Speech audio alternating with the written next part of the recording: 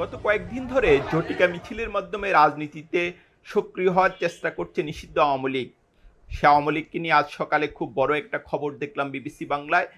বিবিসির শুভজ্যোতি ঘোষ রিপোর্টটি লিখেছেন, যার শিরোনাম হচ্ছে রাহুল প্রিয়াঙ্কা মডেলে ছেলে মেয়েকে দলীয় নেতৃত্বে আনছেন শেখ হাসিনা। আমরা যেটা জানি যে আওয়ামী লীগের নেতৃত্ব গত 1 বছর ধরে পলাতক। শেখ হাসিনা পলাতক, দলটির সাধারণ সম্পাদক ওবায়দুল কাদের পলাতক এবং দলটির সিনিয়র নেতাদের প্রায় সবাই কেউ কারাগারে, না হয় কেউ পালিয়ে গেছেন। সেই অবস্থায় আমরা যেটা দেখি যে 1 বছরে আওয়ামী লীগের নেতৃত্বে কোনো পরিবর্তন হয়নি, কোনো ভারপ্রাপ্ত সভাপতি কিংবা ভারপ্রাপ্ত সাধারণ সম্পাদক নিয়োগ হয়নি। এই অবস্থায় চমক জাগা নিয়ে রিপোর্ট হাজির করলো বিবিসি বাংলা। বিবিসি বাংলা জানতে পেরেছে শেখ হাসিনা তার পুত্র সজীব ওয়াজেদ জয় এবং কন্যা সাইমা ওয়াজেদ পুতুল এই দুজনকেই নির্দিষ্ট দায়িত্ব দিয়ে আওয়ামী লীগের শীর্ষ নেতৃত্বে আনার পরিকল্পনা চূড়ান্ত করেছেন। পাশাপাশি এখানে একটা ভূমিকা থাকবে শেখ রেহানার ছেলে রাদওয়ান মুজিব সিদ্দিকী ভবিরও।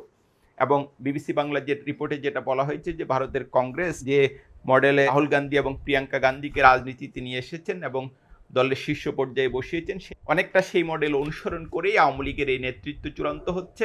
আপনাদের হয়তো মনে আছে যে কয়েকদিন আগে বিশিষ্ট লেখক এবং গবেষক মহিউদ্দিন আহমদ একটা মন্তব্য করেছিলেন যে আওয়ামী লীগ তো বাংলাদেশের রাজনৈতিক দল নয়, এটা ভারতের একটা আউটলেট। এবং আমরা এখন যেটা দেখছি যে ভারত থেকে আসলে নিষিদ্ধ ঘোষিত আওয়ামী লীগের কার্যক্রম পরিচালিত হচ্ছে। সেখানে আওয়ামী লীগের কার্যালয় খোলার খবর এসেছে এবং শেখ হাসিনা যে অফিস করছেন নিয়মিত তার খবরও এসেছে। এবং একটি রিপোর্টে যেটা এসেছে যে ভারতের সাবেক শীর্ষ গোয়েন্দা ব্যক্তিত্ব এবং জাতীয় নিরাপত্তা উপদেষ্টা অজিত দোভাল সেখানে শেখ হাসিনার সার্বিক বিষয় দেখভাল করছেন।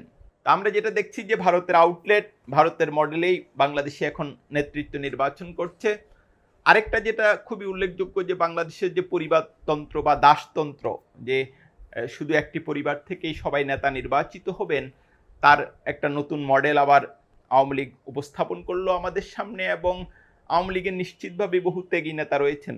বাংলাদেশের ইতিহাসে সবচেয়ে ঐতিহ্যবাহী রাজনৈতিক দল কিন্তু আওয়ামী লীগ। সেই দলের নেতারা মুক্তিযুদ্ধে একটা বিরাট অবদান রেখেছেন এবং বাংলাদেশের ইতিহাস বিনির্মাণে তাদের একটা বড় অবদান রয়েছে। কিন্তু তারা কেউই যে আসলে আওয়ামী লীগের শীর্ষ নেতা হওয়ার যোগ্য নন। শেখ হাসিনা সেটা আরও একবার প্রমাণ করলেন এবং বাংলাদেশের হয়তো আওয়ামী লীগের যে নেতাকর্মীরা তারা হয়তো এই দাসতন্ত্রকেই আরও একবার স্বাগত জানাবে। যেটা শুরুতে উল্লেখ করেছিলাম যে গত কয়েকদিনে আওয়ামী লীগ ঝটিকা মিছিল সহ নানা রকম কার্যক্রমে সক্রিয় হওয়ার চেষ্টা করছেন। এটা নিশ্চিত করেই বলা যায় যে এর পিছনে কোনো না কোনো শক্তির ইন্ধন রয়েছে। এই পরিস্থিতিতে এখন যেটা দেখা গেল যে আওয়ামী লীগ একটা নতুন নেতৃত্বে আসছে।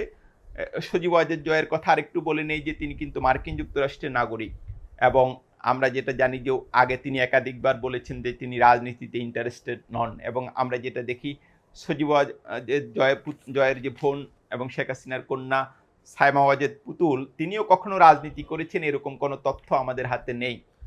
বাংলাদেশের রাজনীতি বড়ই বিচিত্র। এখানে সম্ভবত পরিবারতন্ত্রই শেষ কথা।